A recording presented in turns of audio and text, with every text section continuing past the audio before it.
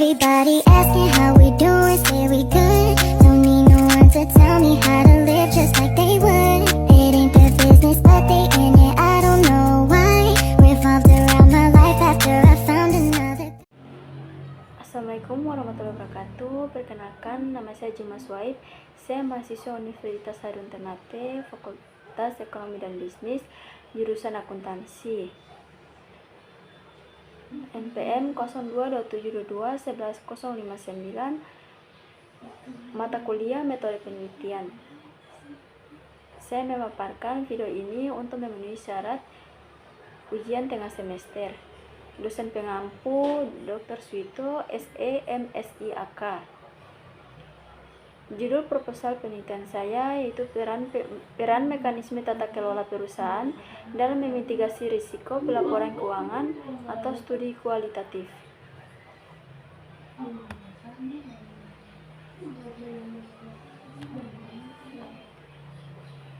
Latar belakang, pelaporan keuangan merupakan aspek vital dalam operasi perusahaan modern yang memungkinkan para pemangku kepentingan untuk memahami kinerja finansial suatu entitas. Namun, keandalan dan integrasi informasi yang disajikan dalam pelaporan keuangan dapat terancam oleh berbagai risiko dan tantangan. Manipulasi laporan keuangan, kesalahan akuntansi, dan ketidakpatuhan terhadap standar laporan menjadi beberapa masalah yang dapat mengancam kredibilitas informasi keuangan. Di tengah kompleksitas pasar keuangan global, mekanisme tata kelola perusahaan muncul sebagai faktor kunci dalam memitigasi risiko-risiko ini. Mekanisme ini mencakup struktur, organisasi, kebijakan, dan praktik yang dirancang untuk memastikan bahwa perusahaan beroperasi dengan transparan, tanggung jawab, dan sesuai dengan kepentingan semua pemangku kepentingan.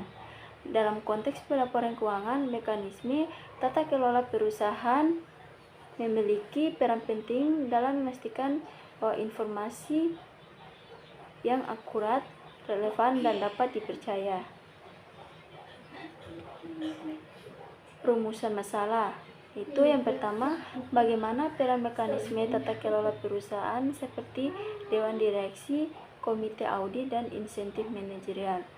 Yang kedua, bagaimana peran mekanisme tata kelola perusahaan dalam mengurangi risiko-risiko yang terkait dengan pelaporan keuangan. Tujuan penelitian yang pertama, untuk memahami secara mendalam bagaimana mekanisme tata kelola perusahaan dan pengaruh praktik pelaporan keuangan dan mitigasi risiko-risiko terkait. Yang kedua, untuk mengidentifikasi praktik terbaik dalam penggunaan mekanisme tata kelola perusahaan untuk mengurangi risiko dalam pelaporan keuangan. Yang ketiga, untuk menyediakan wawasan yang berharga bagi praktisi, regulator, dan peneliti dalam upaya mereka untuk memperkuat integritas dan transparansi dalam praktik akuntansi keuangan. Konsep dan teori. Yang pertama, pengertian pelaporan keuangan.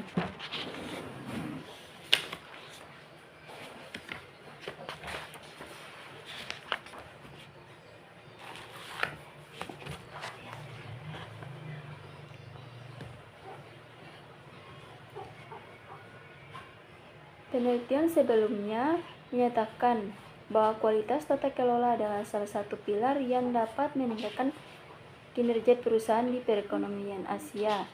Hal ini menunjukkan bahwa tata kelola merupakan mekanisme yang harus dibentuk di dalam perusahaan untuk mewujudkan tujuan perusahaan.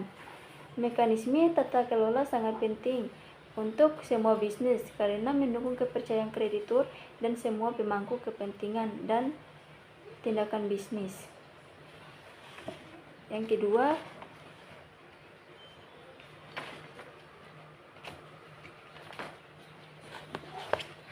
kedua, literatur antara mekanisme tata kelola perusahaan dan mitigasi pelaporan keuangan.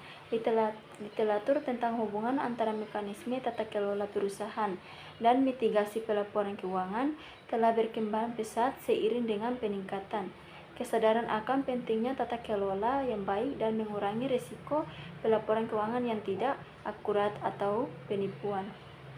Yang ketiga, tinjau terhadap penelitian pelaporan. Penelitian tentang pelaporan keuangan merupakan area yang luas dan terus berkembang, melibatkan berbagai disiplin ilmu seperti akuntansi, keuangan, ekonomi, dan manajemen. Tinjauan terhadap penelitian dalam bidang ini bisa mencakup berbagai topik, metodologi, dan temuan penting. Pendekatan kualitatif pelaporan keuangan. Pendekatan kualitatif keuangan mengacu pada penggunaan metodologi kualitatif untuk memahami dan menjelaskan fenomena yang terkait dengan pelaporan keuangan. Pendekatan ini melibatkan analisis relatif, interpretasi, dan pemahaman mendalam tentang konteks, motivasi, dan implikasi dari informasi keuangan yang disampaikan dalam pelaporan keuangan. Itu yang pertama, studi kasus. Studi kasus yaitu analisis studi kasus dapat digunakan untuk menggali pemahaman yang mendalam tentang praktik pelaporan keuangan di suatu entitas tertentu. Yang kedua, analisis wawancara. Wawancara dengan manajer keuangan, auditor, atau pemangku kepentingan lainnya dapat memberikan wawasan tentang proses keputusan dan pertimbangan di balik penyusunan laporan keuangan. Yang ketiga, analisis konten. Melalui analisis konten, peneliti dapat memeriksa dan menganalisis teks laporan keuangan untuk mengidentifikasi pola, tema, atau bahasa yang digunakan dalam menyampaikan informasi. Yang keempat, pendekatan fenomenologi. Pendekatan fenomenologi dalam penelitian kualitatif memungkinkan peneliti untuk memahami pengalaman dan persepsi individu terkait dengan pelaporan keuangan. Yang kelima, analisis teori Grouden. Pendekatan teori Grouden melibatkan pengembangan teori atau model konseptual yang didasarkan pada data empiris yang dikumpulkan. Prosedur pemilihan sampel pada perusahaan. Prosedur pemilihan sampel dalam konteks perusahaan dapat bervariasi tergantung pada tujuan dan jenis penelitian yang dilakukan. Namun secara umum ada beberapa prosedur yang digunakan dalam pemilihan sampel perusahaan, yaitu yang pertama penentuan populasi, yang kedua pemilihan kriteria inklusi dan eksklusi, yang ketiga teknis sampling, dan yang terakhir analisis kelayakan.